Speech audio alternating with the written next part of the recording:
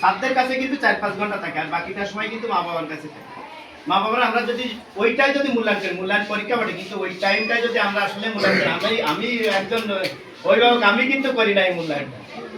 সত্যি যেটা, ওই চিত্রার মাও কিন্তু পারে না এই মূল্যায়নটা।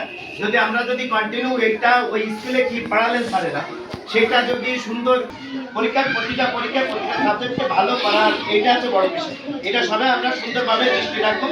ছাত্রের পরে শুধু নির্বাচন হলে হবে না, কিন্তু আমরা গার্জিয়ানরা বেশি হতে হবে, মানে সচেতন হতে হবে। সচেতন হলে অবশ্যই ছেলে মেয়ে কিন্তু অবশ্যই ভালো হয়। সর্বোপরি সবসময় কৃষকদের নিজের ছেলে মেয়েদের, নিজের এরা ছোট যদিও, নিজের ছেলে মেয়েদের নিজের আয়ত্তে রেখে সাধন করি যেন বাইরের কোনো পরিবেশে, বাইরের পরিবেশটা বর্তমানে ভীষণ ভীষণ ভীষণ খারাপ।